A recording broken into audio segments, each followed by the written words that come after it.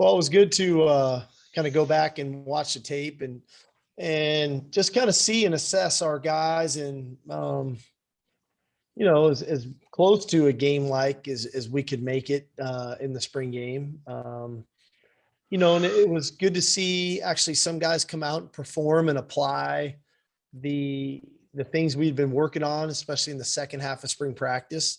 It was interesting to see maybe some guys that had a little bit of performance anxiety early on and then work their way through it and work their way out of it and play a little bit better later on in the game. Um, and it was, in my opinion, I thought it was great that every guy got a chance to get in and compete and play because they've been putting in a lot of work here over the last 3.5 months. And so for that opportunity for them to get out and perform in front of their friends and family and the crowd, I thought that part was really good. All that being said, I think we've got a pretty good understanding of the individual players, where we're kind of at as a team. Clearly we got a lot of work to do still from a weight room standpoint. This summer will be big of, just kind of not just, developing our speed and strength and things of that nature, but now getting ready for the influx of the remaining freshmen that'll be coming on board, reinstalling offense, defense, special teams, to put ourselves in a really good position for fall camp. Because fall camp needs to be really competitive. We need to push one another to new heights, right? To a new standard, so that we're prepared for an extremely tough schedule once the season kicks off. So all in all, I think we were at a point now after just about 4 months, we're closing in on 4 months, where I think we've accomplished a lot. I think we've really got good buy-ins. I'm in the midst of meeting with every player individually right now about how far they've come in 4 months, some further, some not as far, where we need them to go in the summer to get themselves prepared for a really competitive fall camp. So again, pleased with where we're at, but also knowing we have plenty of work to do. Thanks, Coach. We'll go ahead and get started with Dennis. Go ahead. Coach, I don't know if this is too general, but after spring, do you have a good idea of your strongest position group? Do you have an idea of what concerns you the most position group wise?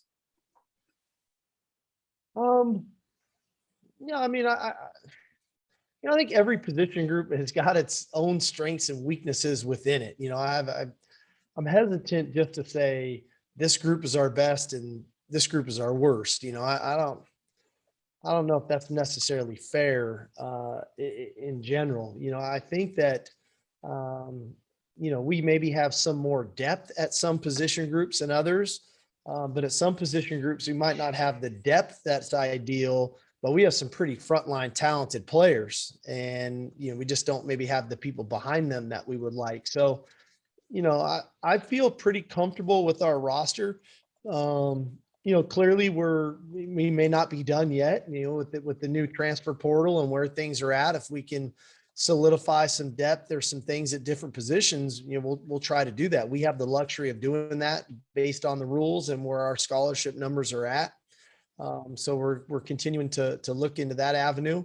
So, all in all, I like our roster. Are we always trying to enhance it? Yeah, we're trying to do that for sure.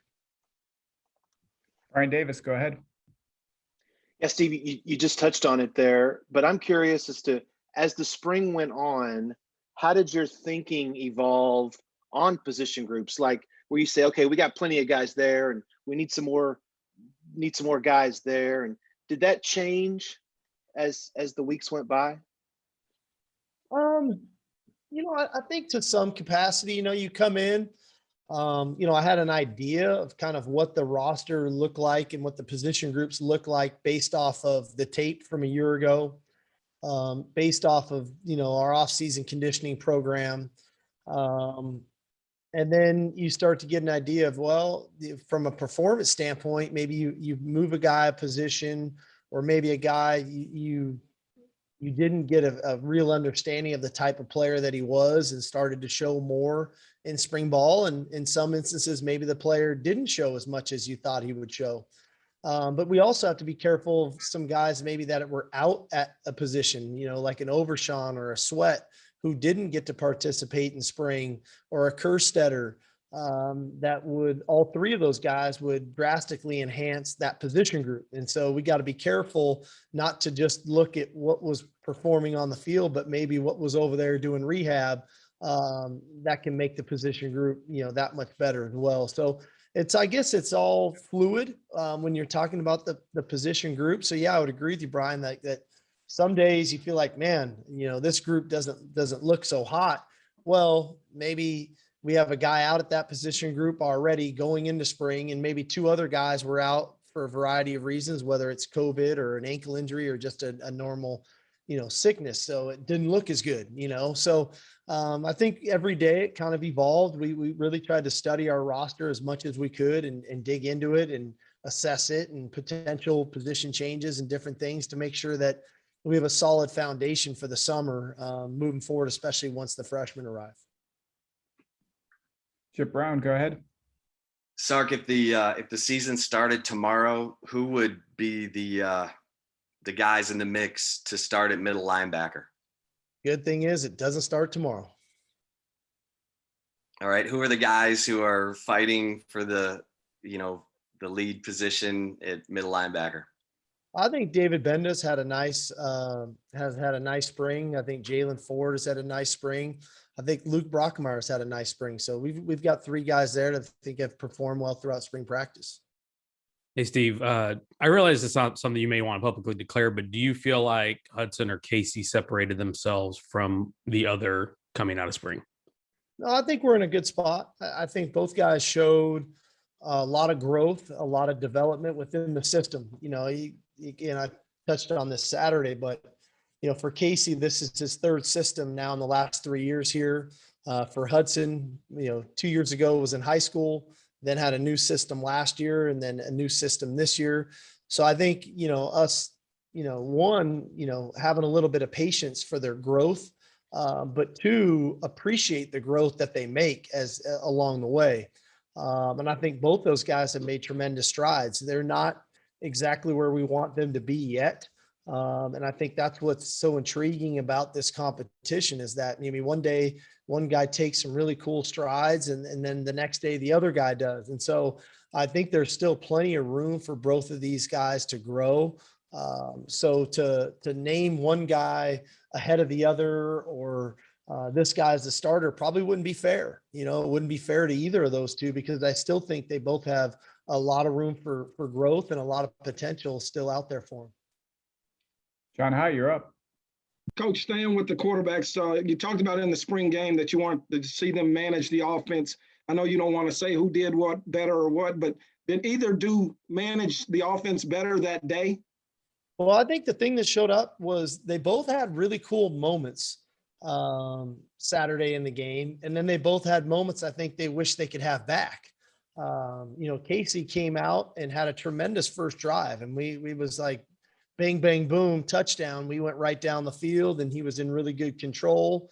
And then, then he has a nice 2-minute drive and then one decision kind of flips the game, where we end up getting the turnover right there. And so really cool moment, really tough moment that we got to learn from. I think Hudson then found his groove as kind of, he had a couple tough drops there early in the scrimmage. And I was impressed with kind of the mental fortitude to kind of withstand that and not panic and then put together his own drives. I think in general as an offense, and a lot of which, whether we like it or not, you choose to play quarterback, it doesn't choose you. Some of the burdens of the offense fall on you. And we did not execute very well in the red area on Saturday on either team. We settled for a lot of field goals. We had the one big turnover. So our execution and understanding what we're trying to accomplish in the red area, I think at that position needs to grow and improve. And that'll be a point of emphasis for us heading into the summer. But the reality of it is, I think both guys had some really cool moments. Both guys had some moments that I think are learning moments that we need to learn from.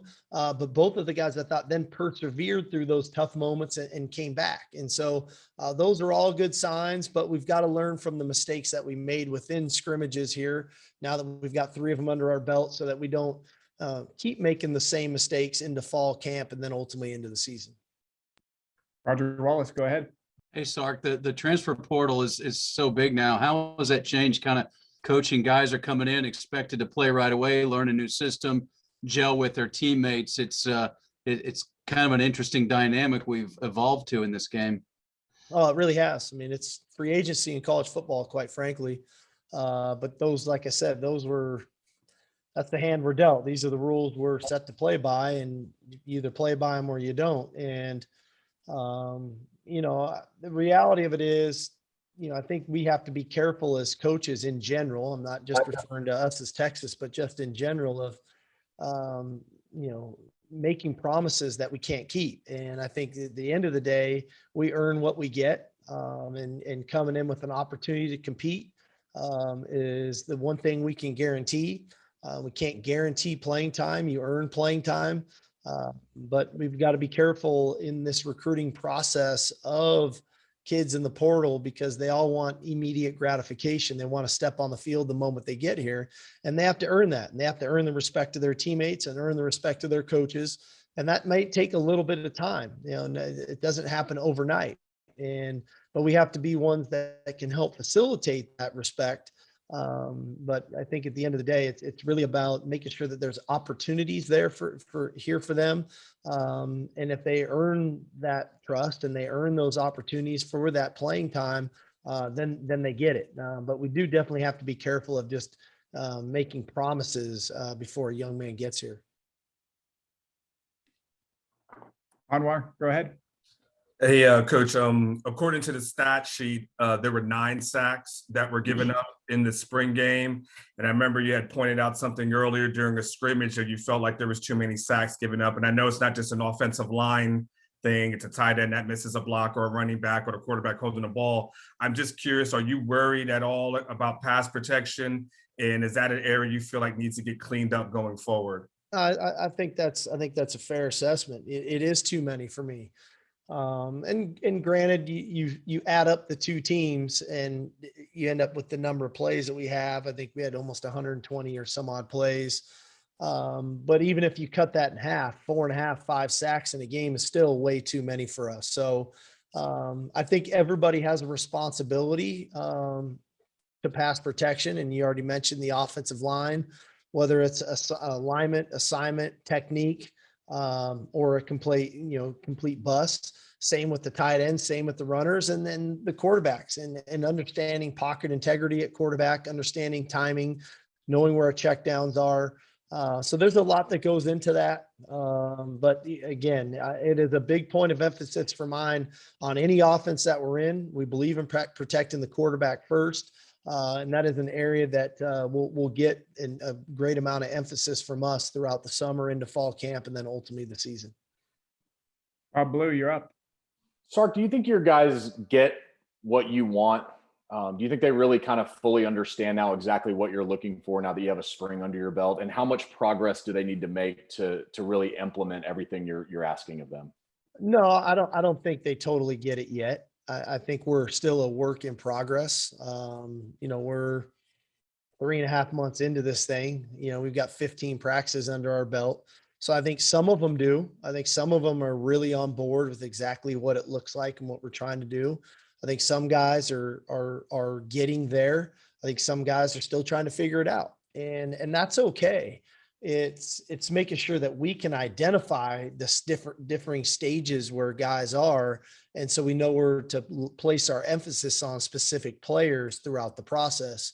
But we also recognize, we know this is a big summer for us from a summer conditioning standpoint, from a re-implementation of our schemes in our meetings that we get to have, and then getting back into the practice format when fall camp rolls around. We need to have highly, highly competitive practices. I think that we need to continue to raise our level of competitiveness, and that is the standard. And we only know one way to go, and that's to try to perform at optimal level every single day, regardless of the opponent, regardless of the structure of practice. That's the way we go about our business. And I think that we have some players that are totally get it and they're totally on board. We have other guys, I think, kind of get it, but sometimes get it. And we have some guys that are still trying to figure it out. They don't know exactly what that looks like for them yet. And that's why I say this summer is big of really developing that right mentality that we need for fall camp, so that we have the right mentality throughout camp to get ourselves ready for the grind of the season. Chuck Carlton, go ahead. Yeah, Steve, slightly different topic here, but late Friday, the college football playoff came out, said that they were looking at up to 63 different plans for possible expansion. Nothing confirmed yet, obviously, but a lot on the table. You've got firsthand experience, well, from Alabama last year. You know, you have CFP aspirations at Texas. Do you have any thoughts on what you might want to see in the playoffs? Well, I will say I think we're progressing in the right direction. Where we were, how many ever years ago it was when we didn't even have a playoff, and we were going in. It was just bowl games, and then we got ourselves into the computer system, and then we got ourselves into the voting type system, and then we got ourselves to the playoff system. I think we're trending in the right direction. I think ideally a real defined playoff probably has more teams than 4. What that exactly is, I don't, I'm no expert in that field, but I do think we would all like to see an expansion of some sort. But where I'm at in my job and what I do, I really don't spend too much time worrying about that because I can't control it. They're going to tell us what the rules are and how many teams are going to get in. And then we got to fight like crazy to be one of those teams that make it. And if it's 4, it's 4. If it's 8, it's 8. If it's 12, it's 12. If it's 16, it's 16, whatever that may be. We got to fight like crazy to get in there and make sure that we're in a good position that when we do get into the playoff field, that we've positioned ourselves as such to compete at the highest level. Joe Cook, go ahead. The NFL drafts this week, and that's a huge piece of the recruiting puzzle. How much do you personally sell, guys like Mac, guys like Jalen, guys like Najee, and also come to Texas and have to talk about guys like Sam Ehlinger, Caden Stearns, Sam Cosmi, all those guys? How do you approach that on the trail? It's kind of interesting, especially in year one when you come in, because it's not my place to sell other players from another program, if that makes sense. But I also sometimes feel a little uncomfortable selling players that I didn't coach, right? That were here. And so I'm a little bit caught in the middle in year one. So we really sell ourselves. We sell the university. We sell the schemes that we have. Now, if a player has similar traits to a player that we've coached, yes, we talk about that player, but we don't really make it a point early on just to say, come here and be like X, Y, or Z. It's more about here's our style of play. Here's our schemes. Here's our approach to coaching. This guy, X, Y, or Z benefited from it this way or that way. But I do enjoy the draft. I enjoy watching the draft. I was just talking to a guy today. I mean, it's pretty amazing to think that the University of Texas, I think it will probably have at minimum 6 guys drafted in this draft coming up. That's a lot of players getting drafted into the NFL draft. So it's a credit to those kids and the hard work they've put in. And hopefully we can continue down that road of players having success and getting drafted into the NFL. Nick Moyle, you're up. Yeah, Sark, it's been a while since you've gone through a spring off season as a head coach. So I'm kind of curious, what has it been like for you to be in that position? And did you notice, I guess, any differences in your style, in your approach from this year to the last time that you were doing this as a head coach? Probably the biggest thing for me, I love the connection, quite frankly, with the defensive players and our specialists. When you're an offensive coordinator, you really relate to the offensive players. And I was fortunate at Alabama and at Atlanta. Both head coaches, Dan Quinn and Nick Saban, both gave me a lot of autonomy in dealing with those players and meeting with those players. But here now, really getting a connection, right, with our kickers, with our holder, with our snappers, with our DBs, our defensive linemen, and those are fun connections for me. I'm a relationship guy, and so Whether it's visiting with a Coburn or a Jacoby Jones or a Ray Thornton or a Josh Thompson or a Deshaun Jameson, there's so many guys, or even Dicker, I mean, I was so cool for him to hit the 58-yarder Saturday, but we had already kind of just chuckled about it. It was a windy day. This is going to be nothing for you in this wind. But I would have never had that relationship, that intimate of a relationship as just the coordinator. So I enjoy that as much as I enjoy being around the offensive players. I enjoy having that real connection with all the guys on the team. Jeff Jones, go ahead. Coach, there's plenty that you're going to learn, and we're all going to learn about this team between now and September. But right now, on the field, what do you know about this year's team? Well, I know we've got a competitive group. I know these guys are very willing. They try to do what we ask them to do. They try to go and compete at a high level. So that part I know. That part I know we've got playmaking ability on both sides of the ball. Which I think we've seen on display in 3 scrimmages. You guys had a chance to see a little bit this past Saturday, whether it was the interception for the touchdown, the run game with Bijan and Rowe, some of the pass game, big play capabilities we have. So that part I know. But I think probably the biggest thing that I'm uncertain about, that I want to become certain about, is the consistency factor. Right? Every player in all 3 phases playing a real consistent brand of football, like doing our job down after down after down, regardless of the elements, regardless of the score, regardless of the opponent, that we have a standard we want to play to. And that way we make sure we play to that standard every snap. And I think right now we're still figuring that out. We've got some players that are a lot closer to that. We've got some that have some work to do. But that's part of the process, right? That's part of coming out of spring practice and where are we laying emphasis on to improve our team. Jeff Howe, you're up.